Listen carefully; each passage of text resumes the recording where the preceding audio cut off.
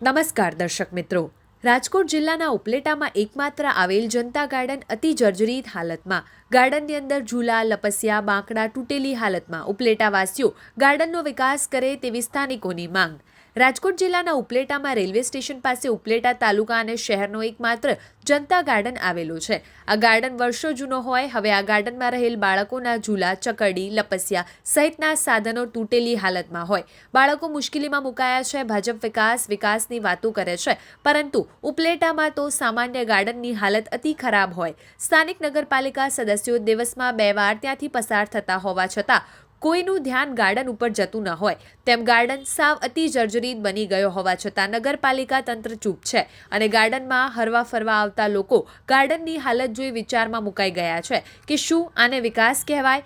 ઉપલેટા શહેરના નિવૃત્ત શિક્ષકના જણાવ્યા મુજબ સાંજના સવારના સમયે ગાર્ડનમાં બેસવા આવે છે, પરંતુ તમામ બાંકડા ટેબલ તૂટી ગયા છે। લગ્નગાળાની મોસમ છે, અહીં દરરોજ 3-4 કપલ ફોટો સેશન માટે આવે છે, પરંતુ વૃક્ષ સુકાઈ ગયા હોય કપલ ફોટો સેશન પણ કરી શકતા નથી। સાથે બાળકો પણ આવે છે, પરંતુ અહીં તમામ રમતગમતના સાધનો મોટા ભાગના તૂટી ગયેલી હાલતમાં છે।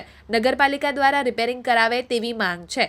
ઉપલેટામાં એકમાત્ર જનતા ગાર્ડન હોય, ગાર્ડનમાં કોઈ રમતગમતના સાધનો સલામત નથી। સાથે ગાર્ડન જેનાથી શોભે છે તે વૃક્ષો પણ સુકાઈ ગયા છે।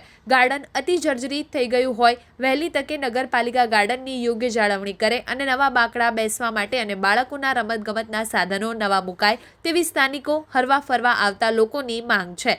આવા અવનવા સમાચારો માટે જોતા રહો અર્થ પડકાર ન્યૂઝ। સંવાદદાતા જગમાલ સુવા, ઉપલેટા।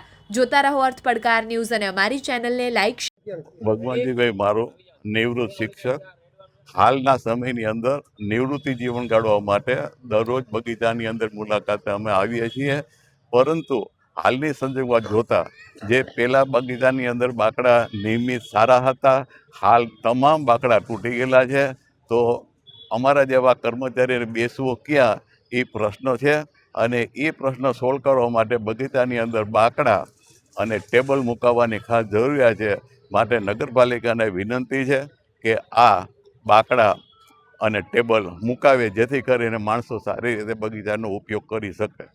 જે બાંકડાઓ તૂટેલા છે, બાળકો માટે જે સાધનો છે તે હવે પછી બાળકો માટેના જે સાધનો છે રમતગમતના કે આનંદ મનોરંજનના, એ સાધનો પણ અત્યારે તૂટી ગયેલા માલુમ પડે છે।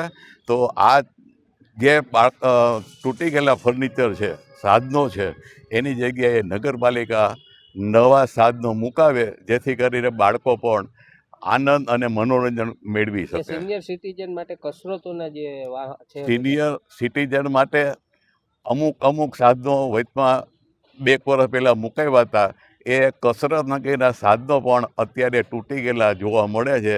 તો આ સાધનો પણ ફરીથી મુકાવે એવી અમારી વિનંતી છે।